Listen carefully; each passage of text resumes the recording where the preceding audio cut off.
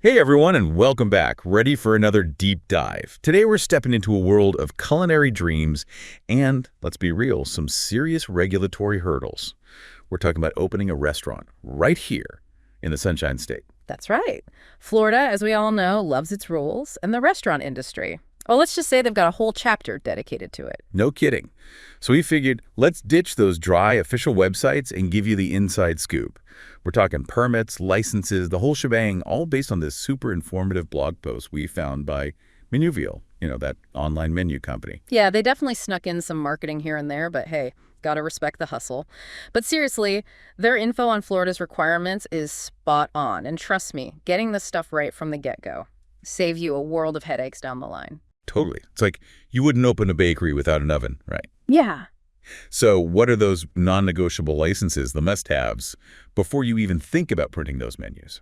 All right, so straight off the bat, you've got your business license. Pretty standard stuff. Then because, well, food is kind of your thing, there's the food service license. And of course, no one wants a surprise visit from the health inspector. So, health permit check. Okay, the essentials. But I have a feeling it's not all smooth sailing from there, right? You got that right. We're in Florida, remember. Buckle up, because even something as seemingly straightforward as an alcohol license, it's a whole other ballgame down here. Oh yeah, that's right. We're saving the alcohol license saga for later. But before we even go there, let's talk business structure. Ah, yes. The foundation of your culinary empire. We're talking sole proprietorship, partnership, LLC, corporation. Each one has its own pros and cons when it comes to taxes, liability, even bringing in investors down the road. Man, so many decisions before you even get to the fun stuff. Yeah. Like designing the menu. So if I'm, say, starting a small family-run cafe, what should I be thinking? Well, a sole proprietorship might seem tempting, right? It's super simple. But if you've got bigger dreams, maybe franchising down the line, incorporating could offer more protection. Whoa, franchising. See, this is what I love about these deep dives. Never even crossed my mind. Yeah. Okay, so even if I'm starting small, picking the right structure now could prevent legal headaches later. Exactly. Setting yourself up for success from day one. Now, one thing that trips a lot of people up is the EIN. That's your federal employer identification number. Think of it like a social security number, but for your business. Ah, yes, the EIN. The blog post got a bit technical there, but I actually found it super helpful. So it's basically like you need it to exist in the eyes of the government, right? To open a bank account, hire staff, all that jazz. You nail it. Banks won't even look at you without it, let alone give you a loan. And yeah, hiring staff without an EIN, practically impossible. Which, speaking of staff, brings us to our next fun topic, the Florida Food Code. Ooh, the Florida Food Code. That sounds a tad ominous, doesn't it? Like a giant rule book for every single thing you do in the kitchen. It kind of is. It kind of is. But hey, think of it this way. It's all about keeping things safe and, well, edible. The blog post actually did a good job of summarizing the biggies, the things that tend to trip people up, like food storage, UGE. Oh, yeah. What, like my Tupperware system isn't going to cut it? Probably not. We're talking meticulous labeling, dating, rotation. Those inspectors, they mean business. That old takeout container hiding in the back. Instant red flag. Okay, now you're making me paranoid about my own fridge at home. Yeah. So it's not enough to just tell my staff, hey, keep it clean. I need to actually, train them on the specifics of this food code, huh? Bingo. In the restaurant biz, especially here in Florida, ignorance is definitely not bliss. All right, ready to lighten things up a bit? Remember that whole alcohol license cliffhanger from earlier? Oh, yeah, let's talk drinks. Let me guess. There's a beer license, a liquor license. Pretty straightforward, right? Hold your horses. It's Florida, remember. We don't do straightforward. We've got a whole menu of alcohol licenses, each one tailored for a specific type of place. But let's start with the basics. You've got your 2-COP license, your entry-level alcohol permit, beer and wine, only think cozy cafe vibes, not so much your cocktail lounge scene. Got it. So 2-COP, beer and wine, check. But what if I want to offer the hard stuff? Margaritas, mojitos, all those fancy concoctions. Yeah, now you're talking. But be warned, you're stepping up to the big leagues now. We're talking about the 4-COP license. Full bar privileges, but it's going to cost you, both literally and figuratively. Figuratively, what do you mean? Well, for starters, there's this little thing called the 51% rule. 51%? That sounds serious. Yeah. What is it, like a discount for buying your liquor in bulk? I wish. No, it means that to qualify for certain alcohol licenses, 51% of your revenue must come from food sales, not alcohol. So that whole speakeasy concept with a limited food menu might need some tweaking. Wow, okay, that definitely changes things. Noted. Focus on the food, keep the liquor sales in check. Got it.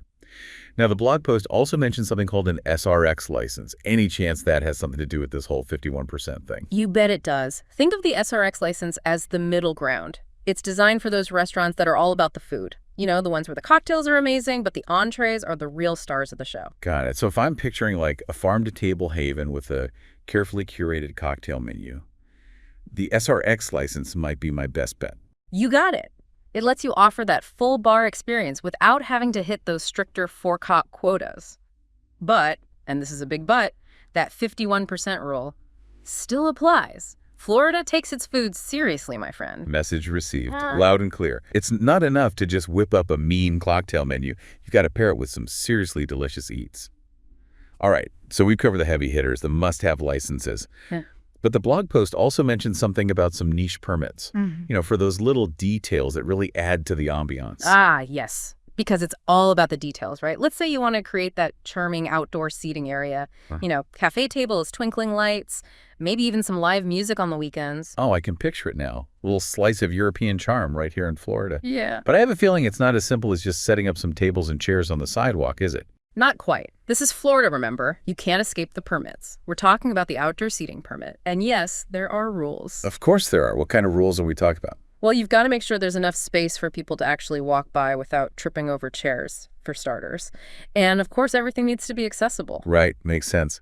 Can't have anyone missing out on that alfresco dining experience. What about food trucks? Seems like they're popping up everywhere these days. Do they need a special permit too? Oh, absolutely. Food trucks, or as they're officially known in Florida, mobile food dispensing vehicles, those have a whole other set of rules, especially when it comes to things like food storage, sanitation, waste disposal, all that good stuff. Wow, who knew there were so many regulations for something as seemingly simple as a food truck? It's like every aspect of opening a restaurant in Florida comes with its own set of hoops to jump through. You said it. It's not for the faint of heart, that's for sure. But before you throw in the towel and decide to open a bookstore instead, there's one final hurdle, and this one applies to everyone, no matter what kind of culinary empire you're building. Okay, hit me with it. What's the final boss of Florida restaurant regulations? The certificate of occupancy. Ooh, that one sounds intimidating. It's not as scary as it sounds. Think of it like your golden ticket to actually opening your doors. It's the official thumbs up from the city saying, this place, good to go, meets all the codes, all the regulations. You're good to start serving up those delicious dishes. So no certificate of occupancy, no grand opening. Exactly. So make sure it's right up there on your to-do list, along with perfecting your signature dish and stocking bar. Don't worry, I'm adding it to my mental checklist as we speak. Huh? Speaking of to-do lists, all this talk about licenses and permits and regulations has made me completely forget about the actual business of running a restaurant. Like, how do I actually get people in the door? That's where marketing comes in, right? And luckily, Menuvial, our favorite online menu company, had some pretty solid advice on that front. They did. They emphasized the importance of creating a buzz before you even open your doors, Get people excited. Ooh, I love a good pre-opening hype. What do they suggest? Behind-the-scenes peeks, sneak peeks of the menu, maybe a countdown timer on social media. Get people excited for what you're about to offer. Genius. A little FOMO goes a long way.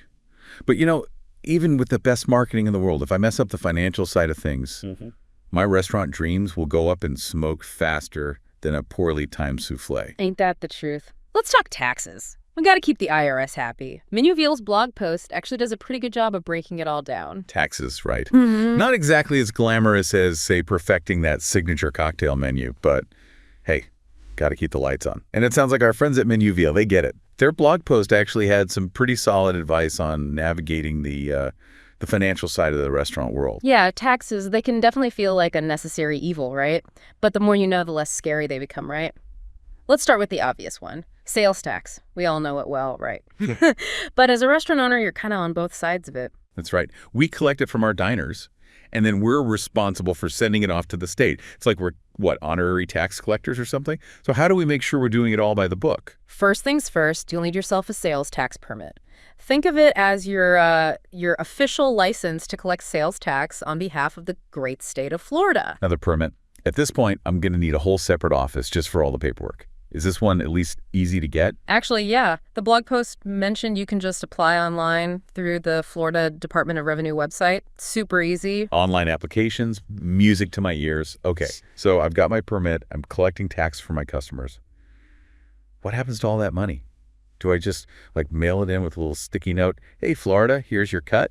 Not quite. You'll need to file regular sales tax returns. Could be monthly, quarterly, annually. Depends on how much dough your restaurant is raking in. Definitely don't want to forget about those deadlines. Better put those on the calendar like yesterday. Don't want to mess with the tax man, right? Exactly. All right, now this next one might not apply to every restaurant out there, but it's a biggie if it does. We're talking about corporate income tax. And this one kicks in if you're structured as a corporation or even some types of LLCs. Hold on, corporate income tax. Now that sounds different from sales tax. Is that double taxing or something? Not exactly. Sales tax, that's all about the revenue you're bringing in, from the food and drinks you're serving up. Corporate income tax, on the other hand, that's a percentage of your restaurant's actual profit. So the money you've got left over after all the expenses are paid. Okay, got it. So if my restaurant is a smashing success, fingers crossed, the state wants a piece of that pie. Pretty much. It's currently sitting at 5.5% here in Florida. But, and this is important, that can always change, so it's good to stay updated, Man, running a restaurant's like a crash course in finance. Good thing I love a good spreadsheet.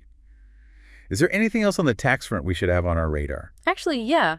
There is one more thing. Remember how we were talking earlier about buying in bulk to, save a little money? Well, there's this thing called a resale certificate that can save you even more. A resale certificate, and that's something I can get behind. Tell me more. So let's say you're buying things like ingredients, supplies, in bulk, stuff that you'll eventually be selling to your customers. This certificate, it lets you skip paying sales tax on those initial purchases. Wait, seriously? It's like a get-out-of-sales tax-free card for restaurant owners. This whole tax thing, maybe it's not so bad after all. See? It's all about knowing the ropes. Speaking of knowing the ropes, we can't forget about the heart and soul of any successful restaurant, your team. Ah, yes. The people who make all the magic happen. From taking orders with a smile to crafting those Instagram-worthy dishes. But I'm guessing there's more to it than just, hiring a bunch of friendly faces, You right? got it. Florida, as always, has some specific employment regulations and permits you need to know about. All right, lay it on me. What do aspiring restaurateurs need to know about navigating the world of employees here in the Sunshine State? Well, for starters, Florida has its own set of labor laws. We're talking minimum wage, overtime pay, employee rights, the whole 9 yards. And trust me, you want to be on top of this stuff before you even start thinking about interviews. Minimum wage, that's a big one, especially in the restaurant industry. So what's the current minimum wage in Florida, specifically for tipped employees? Right now, it's sitting at $8.98 per hour, plus tips, of course. Got it. Anything else on the labor law front that tends to trip people up? You bet. The blog post actually mentions something called the 50-hour law. Basically, if someone's putting in more than 50 hours in a week, they're owed overtime for anything over 40, even if their schedule's all over the place. Wow, that's good to know. So it's not just about hitting that 40-hour mark, it's the total hours throughout the week, right? Yeah. Got it. C, you're a natural at this. It's all about protecting both employees and employers, which makes sense. Absolutely. Speaking of protection, can't forget about workers' compensation insurance. Ah, yes, workers' comp. Essential for, well, pretty much everyone. It's like a safety net, right? Protects employees if they get hurt on the job and protects employers from potential lawsuits. Win-win. Exactly. And if I remember correctly, in Florida, workers' comp isn't just a good idea, it's mandatory, Yeah, right? you got it. For most businesses, restaurants included, it's non-negotiable. Mandatory, okay. No cutting corners there. So how many employees do I need to hire before I need to start worrying about workers' comp? The magic number is 4. 4 or more employees, even part-timers, and boom, workers' compensation insurance is a must. 4 or more. Workers' comp it is. Got it. Man, this deep dive has been incredible. We've gone from dreaming about delicious dishes to navigating the ins and outs of permits, licenses, taxes, even employment laws. It's a lot. It's definitely a crash course in, well, everything restaurant-related, but hey, that's what we're here for, right? To break it all down, make it a little less daunting. Exactly. And it just goes to show, even a simple blog post, shout out to Menuvial, can be surprisingly insightful. They really gave us a solid foundation, a roadmap for what to expect. Totally, and it highlights something super important. Knowledge is power. Do your research, understand the rules of the game, and hey, don't be afraid to call in the experts when needed. Couldn't have said it better myself. Yeah. And everyone listening who's feeling brave enough to take on the world of opening a restaurant here in Florida, we salute you. Keep that passion for good food and good times alive. And remember, with a little planning and a whole lot of determination, you got this. Hear, hear. That's a wrap on today's Deep Dive, folks. We'll be back next week with another topic, another mountain of information ready to break it all down just for you. Until then, happy learning.